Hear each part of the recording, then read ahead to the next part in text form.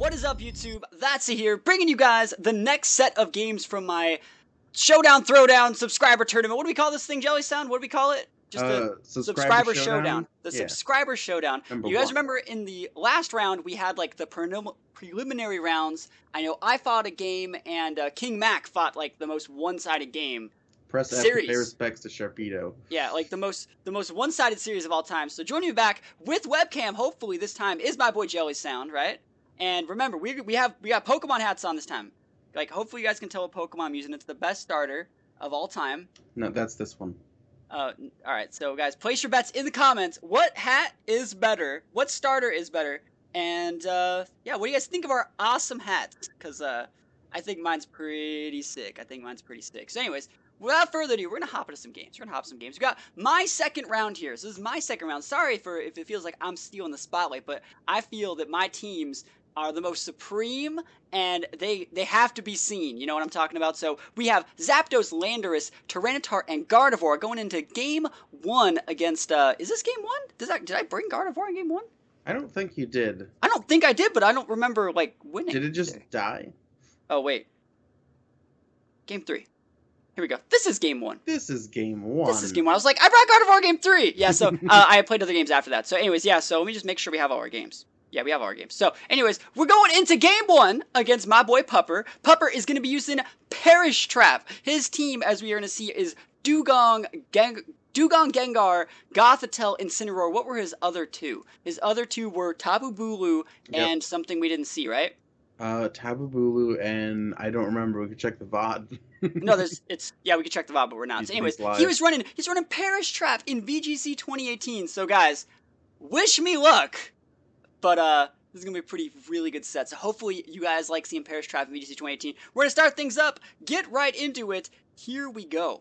Alright, so I'm going to be able to cast my game probably pretty well because I'm the one who played it. I'm going to be talking about my reasons why I did what I did. And you're going to see that I'm leading Incineroar here because I just assumed, right? I would just assume that Incineroar is faster than Dugong. Am I incorrect for making that assumption? I got feet. Yeah. I mean, I'm a cat.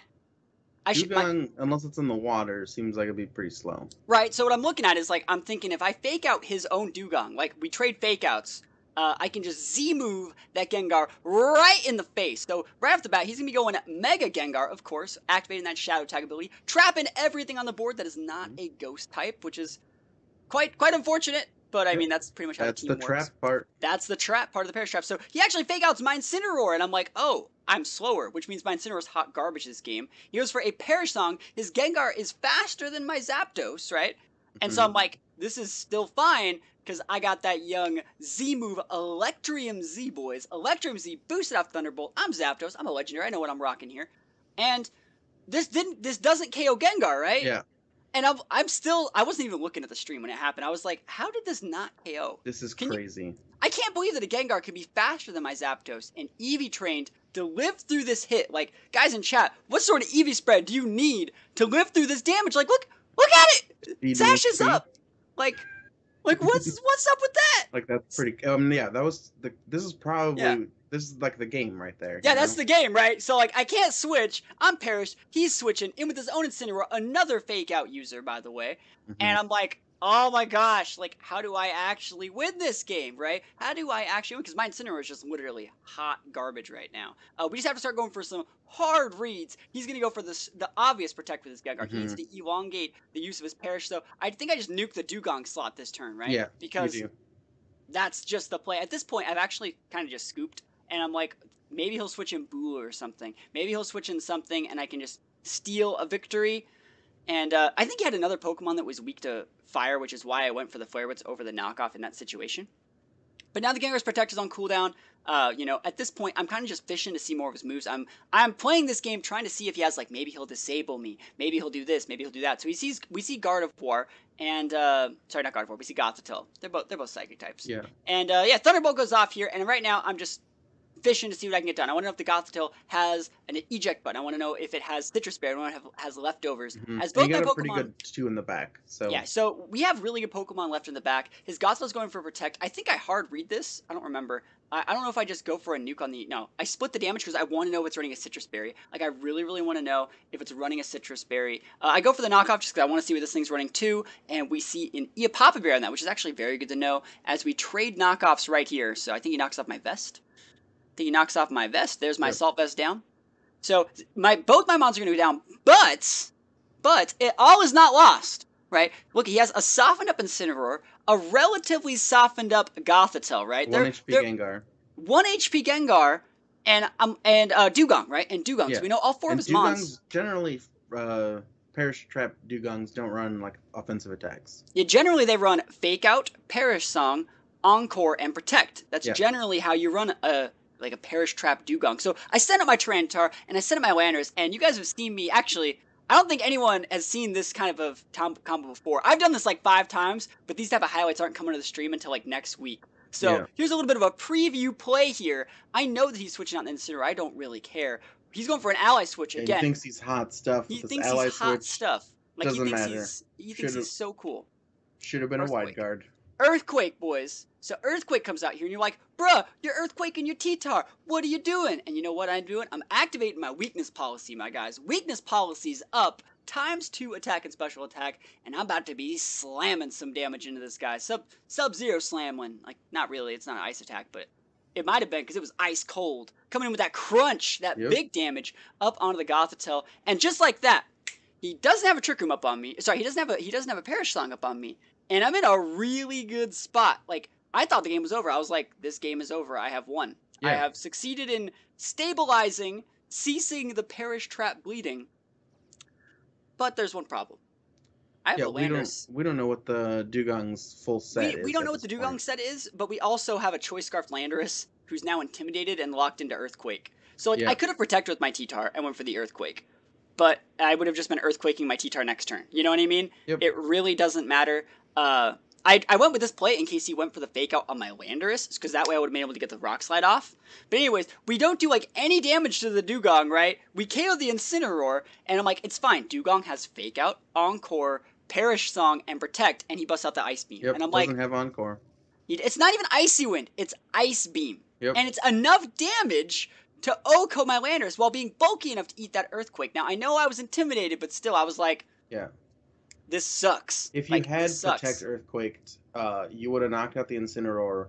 Fake Out would have gone into Protect. The Ice Beam would have killed your Landorus, and then and I would have won. Would T-Tar have been able to grind that Yeah, out? I would have won. Dude, look at this. Look at this Jelly Sound with the 2020 hindsight vision over here. You should have been playing this game. Also, I remember he mentioned in like post game that he doesn't run Encore, he runs Ice Beam because in this format Landorus is so prevalent. Yeah, but like, damn, dude, I should have done that. Dude, chat, did you guys see that play? I mean, I don't know. You're right. Hey, when you're right, you're right. When I'm wrong, I'm wrong. But you know what? I had a plan. So I know from this game I can see like, all right, cool. His Dugong doesn't have Encore, which is like really, really good for me. And I'm like, you know what? I have a plan to deal with something in game 2. So we're gonna go into game 2. Yeah. Because Encore disable strats are really annoying in Perish Trap teams. They're really annoying in Perish Trap. But the fact that he can only do half of that potentially, and we didn't see disable. We didn't see disable, not in the first game. So we're going to be going into game 2 here. And for those of you guys that don't know, for those of you guys that don't really watch my content a lot, I have personally, I think, like the best record versus Perish Trap ever. At like any regional, anything I've ever really gone to, anytime when anything's been on the line, I don't lose versus Perish Trap. Like in that last game, I threw. You know what I mean? Like just like Jelly Sound said, I had the game, but I messed it up a little bit. And I really think that I know like the cool ways to beat Perish Trap and strike when they're at their weakest. So I planned out this lead from game 2. I want to see if you guys can see this one coming. If you guys can read what we're about to do here based off this Landorus, Zapdos, Gardevoir, Tyranitar lead, let me know. Like, let me know what you think I'm going to do on the first turn as we hop into this game. He's also bringing Bulu this game instead of Incineroar. Yeah, he's bringing Bulu this game. So anyways, I'm going to be leading with Landorus Zapdos. Am I correct in saying that? Is Landorus? And he brings the Boo, I think, because Earthquake did most of his team in last game. Earthquake, so. Yeah, that's why he brought the Boo. So anyways, he leads Incineroar Gengar here. He leads Incineroar Gengar. I wish there was a way I could pause this. This is the turn. Guys, what do you think is going to happen this turn? What do you think is going to happen? Because this is the biggest play you ever did see. Now, we're trading Intimidates. Yeah, whatever it is, you're wrong. So right now, we're trading Intimidates. Now, what does he think we're going to do? You got to think about it like that. Like, this is literally one of the sickest games. This is one of the sickest turns I've played in like a few months, it feels like. So he thinks you're going to nuke the Gengar. He thinks I'm going to nuke the Gengar. So I'm switching out the Zapdos because he knows that that's the damage because he's intimidated my Landorus. So I know he's fake outing the Zapdos. Like, the Zapdos probably just lowballed that Z move last game anyways. Like, I probably just one-shot. Yeah. So anyways, I know he's going to be fake outing that Zapdos slot. So I switch it out. And I'm going to go even further beyond. I'm going to go even further beyond. I could Earthquake. I could totally Earthquake and reproc my weakness policy. Or, I know that you're going to protect. I don't need to Earthquake my own mom for free. That's not what I'm about. You know what? I'm gonna watch you fake out my Zapdos slot, and here's where we go even further beyond. Weakness policies up, boys. I'm U-turning my own Pokemon thanks to the Intimidate from my opponent, making me do less damage. That's gonna be super effective. And this T-Tar is off to the freaking races. Ready to go. Like, this T-Tar is sitting +2, and it avoided the Intimidate from my opponent's Incineroar. Yeah. I come with my own Zapdos, and Zapdos is back. It's fine. It's right as rain. It's ready to go. Like, I dare you to bring that Dugong in on my turf right now. And Gengar takes a little bit of chip damage. We already know that that's about as much damage as I need to deal to Gengar based off the first daring game. To bring in the Dugong. Yo. Yeah, right? Doesn't he bring in, like, no, he doesn't do it this turn, right? Doesn't he double switch? I don't know. They're all gone. They're so dead. Like, there's no chance. That's what you got. So, Bulu switches in. That's kind of cool. I could care less. Incineroar's going to go for Protect here. Okay. We scout down the little Protect on Incineroar because, like, you know, we didn't know that it had that before, but we could only assume. And we're going for that big Z move, boys. Electric Z. At this point, I'm like, why not? You know what I mean? Yeah. Like, well, you were hitting the Gengar. Like, you're taking another shot at it. Yeah, dude. You wanted to know if it was low roll or if you can actually knock it out. Well, even if it was low roll last game, like, he already had chip damage from Sandstorms. Like, Sandstorm was like frame perfect Sandstorm, dude. You gotta save the frames. So, yeah, big damage in the Boo, and I'm thinking, like, I think I locked myself on a Rock Slide, and I'm like, that's probably just enough, you know? Yep. Rock Slide is pretty good. Stabarino, mi amigo. Bulu might have actually been Scarfed. We ever actually got a chance to check if this Bulu was Scarfed, did we? Because, like, right here, you may be thinking, like, oh, man, he's alive, that sucks. Oh, he's not Scarfed because Zapdos is faster. Yeah. But anyways, Boo goes down. Sandstorm's pretty good, guys. Sandstorm's pretty good. And, yeah, Incineroar's Protect's going to be on cooldown, but now, like, he has no damage left. If he sends out Dugong, he could fake out the T-Tar, he loses Dugong to the Zapdos. He sends out Gengar, he loses everything. Yep. And he decides that he would much rather lose everything. And so he goes for a Protect with Gengar. I mean, you can already see this game is going out of control. And, like, I'm not going to lie, I think he was just tilted from the turn one. Definitely. Well, because game one, turn one, he perished. He got me. Yeah, he got me. Well, and so game two, you're not going to let him do that. So he's thinking you're going to nuke the Gengar, which is why he baits you into Protect. Yep. You do the opposite of that because you can see that play coming a mile away. And so because you've done something so crazy this game two, like, game three is just going to be a... Yeah, so it's like, there's the regular play, which he was expecting, and then there's, like, the next level play. I want, like, super Galaxy Brain play, I feel. Like, totally out of nowhere. You turning my own Mon, I avoided the Intimidate. I think that's the biggest thing you take away from this game, is the avoidance of Intimidate gives our T-Tar just the damage. Oh, and also, we're just dancing around Disable. Like, like, I know I'm doing my best to dance around it because, like, watch. So we get Thunder, we disabled that turn, and from now on, you know, he still would be in a good spot if I didn't, like, correctly, you know, do the things I need to do to get around it. So, like, I'm gonna weave in HP Ices with Zapdos. I'm gonna weave in Crunches and Rock Slides, and you're gonna see throughout the rest of this game. I still feel though that, like, he's shook. He's shook, shook to his core. Because you could have opened up with Earthquake and it would have been fine. I had a Zapdos on the board. You still would be in the same. Well, no. You could have switched in. You switch Zapdos for T-Tar, and you could have Earthquake that turn to proc your weakness policy. Well, all right. So he opened up Incineroar Gengar, right, and went fake out Protect. Remember? Yeah. He went. Oh, he froze me. LOL. But he would have went fake out Protect, right?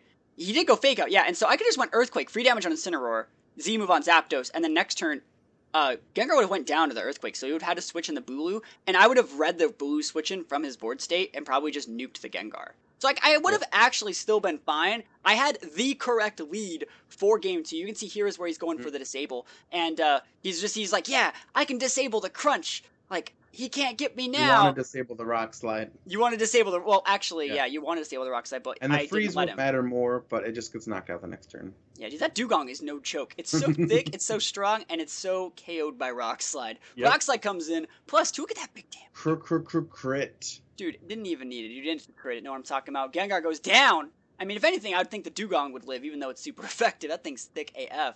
Yeah, so well, Gengar goes down. Policy still, right? Yeah, dude, weakness policy's up, boys. Just takes the game. We take game 2. Like, I ain't going down without a fight. Your opponent U-turns his own Pokemon. You're a little shook, so let's see what happens. So we're going to be going into game 3 here. Game 3. Looks like he decides to cut the Incineroar altogether and go, like, super into the tags. And at this point, I think I brought the same 4. I think I brought the same 4. Yeah, I haven't even used Gardevoir at all. No, Gardevoir has not made an appearance. It's a Gardevoir. It's a Zapcats team, guys. Like, I can't use my Gardevoir. I was watching this this live, and I was like, wasn't there Gardevoir on this team in the first slot? Yeah, like this is a Zapcats team. I have like a Mungus and Incineroar as my last 2, and it's really hard. But we're going into game 3. Here we go. Game 3's up, boys. Do you remember what happens in this game? Yeah. I think I'm just the best. So, you did a crazy play turn 1 last turn. Yeah, and turn 1 last game. He went for Mega Protect. Yeah. And like you didn't do a play that didn't work out for him. Like you didn't attack the Gengar slot. Yeah. So he could easily think that you're doing the same combo again or a similar combo, but he decides to, like, if you're gonna play wild, he's gonna punish you for that. Yeah, he's gonna try and punish you. He's not gonna let me style on him again. So I decided to mix it up and just play standard. Yeah, I was like, I'm just gonna play standard. It's like, yo, look at that Dugong over. I see you got a Dugong, my guy. It's the hustle. It'd be a shame. It'd be a shame if someone were to attack it with super effective damage. That would just be a shame. And guys, I want to give shoutouts where shoutouts are due. Choice Scarf Landorus, right? It's pretty good, especially when you have that young Adamant nature. Shoutouts to Adamant. Anyone that's ever used an Adamant Pokemon, that KO on that Gengar, that was for you. That Gengar ate a freaking Z move in game 1, guys. Gigavolt Havoc. It ate a Gigavolt. It could be full speed, full specialty. I'm thinking it might be, but like, you know what's not eating a Gigavolt? This low HP Dugong. This Dugong, yeah. And so Dugong is about to get. What's a pun here? I don't know. He's about to get rung. Yeah, it's about to get messed up, right? That's what we're talking about. You ring a gong, right? Yeah, Dugong's going down. So like Dugong goes down, and right here he's like, all right, GG. And I'm like, you're not wrong. Yeah. But hold on. He doesn't he run this turn? Yes. But he didn't know that I have like shitty mons on the back. He doesn't. He also doesn't have an attack that can grind out your team with Gothitelle. Yeah, but that Boo-Boo could have done it. No, you're gonna prioritize. He could have Horn Leeched me down. But you're gonna knock the Boo out. Yeah, but he didn't know what I had in the back. He assumes that I have an Incineroar in the back or a Mungus. Both would have won against both those mounts, but I didn't have either of those. I had like Gardevoir, which is just can get Horn Leeched out, and I have T-Tar, which can just get Horn Leeched out. I think Zapdos could have taken down the. What, with the freaking Thunderbolt? I mean, you just nuke into the Bulu. But he could. All right. I mean, I have HP Ice, but I mean, I know. We would have won. The Gothitelle didn't have offensive pressure, and that's why he. Yeah, that's why he ran. But he had like Ally Switch, the meme mastery. But anyways, so that last game, let's look at it. So he led with Gengar Dugong, and I led Zapdos Landorus, and I think he really thought I was doing the exact same play, right? Yeah. He really tried to play. He went for some sort of play with Gengar. He might have even been trying to sub. Or actually, he was probably Ice Beaming with Dugong and using Perish Song. Yeah. He probably didn't think that you were going to... I mean, even if you didn't go for the same exact play, because it would be weird to go for the same exact play. Dude, that play was so sick, though. He probably didn't think you were going to do any sort of play that attacked his Gengar. Because you didn't... I think in 3 games... In 3 games, you only attacked his Gengar once. Turn 1. You're right. But, so... That play... Let's look at what he could have done. He could have made the best play in the world by just switching out the Dugong for Bulu. Bulu would have ate the Z move and weakened my Earthquake. Yeah. He would have won. If he wasn't tilted and he was thinking, if he was not tilted, crazy, but you're not going to go for the same crazy thing you did game 2, that would have been the right play. But it's unreasonable to expect somebody to call, I'm gonna switch Dugan for Bulu. I mean, I don't know, man. I think that like that's why we play best of 3, boys. Yep. That's why we have these tournaments. Remember, guys, if you guys want to enter these tournaments, I'm leaving a link to the challenge. This tournament is free to enter for all of my Twitch subscribers and Patreons. So if you guys want to enter the next one, feel free to hit up the Patreon or Twitch. You know, you can subscribe with Twitch Prime. That's free. You can even use the free Twitch Prime free trial for 3 months, I think. And it's not that hard to set up, even though I don't know how to do it personally. It's not that hard to set up. But if you guys want to enter these tournaments, there are ways to get in there. And hopefully you guys like this sort of stuff. Hopefully you guys like it. What's the lowest tier on your Patreon that can enter the tournament? $2. You got $2 for the bronze tier. $2. It's not even hard. Yep, and you get entry in this tournament, and there's prizes in the tournament too that we will be getting to a little bit later on in the month.